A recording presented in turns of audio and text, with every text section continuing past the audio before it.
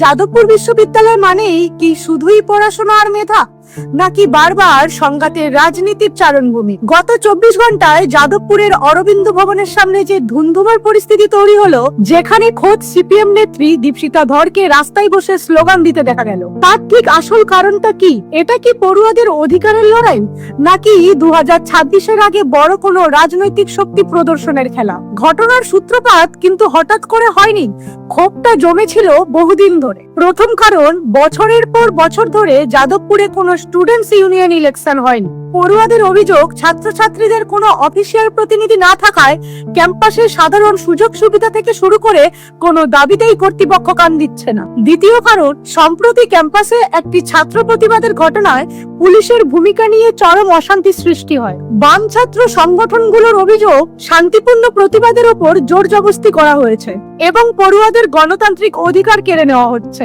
আন্দোলন যখন সাধারণ ঘেরাও থেকে বড় রূপ নিচ্ছে, তখনই ক্যাম্পাসে হাজির হন দীপশিতা ধর ও বাম যুব নেতৃত্ব, আর এতেই রাজনীতির পারদ চরমে ওঠে। দীপশিতা ও তার সঙ্গীদের বক্তব্য, এটা শুধু একটা ক্যাম্পাসের বিষয় নয়, এটা প্রতিটা রাজ্যের ছাত্রের বাক স্বাধীনতা ও অধিকার রক্ষার লড়াই। তাই পড়ুয়াদের পাশে দাঁড়ানো আমাদের নৈতিক দায়িত্ব।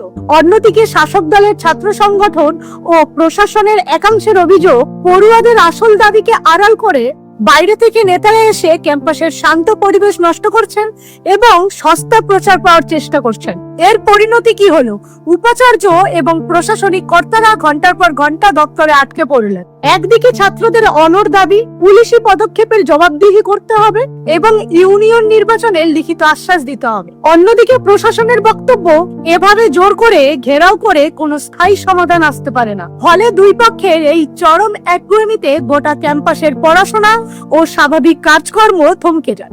সংক্ষেপে বলতে গেলে, ইউনিয়ন নির্বাচনের দাবি, পুলিশের ভূমিকার বিরোধিতা এবং তার সাথে বড় রাজনৈতিক ব্যক্তিত্বদের সক্রিয় উপস্থিতি, এই তিনটি বিষয়ের বিস্ফোরণেই গত দুদিনে যাদবপুর আবারও খবরের শিরোনামে। ক্যাম্পাসের এই জট কাটানোর দায়িত্ব আসলে কার? প্রশাসনে নাকি ছাত্র সংগঠনগুলি? নিচে কমেন্ট সেকশনে আপনার মতামত অবশ্যই জানাবেন। ভিডিওটি ভালো লাগলে অবশ্যই লাইক, কমেন্ট ও শেয়ার করবেন।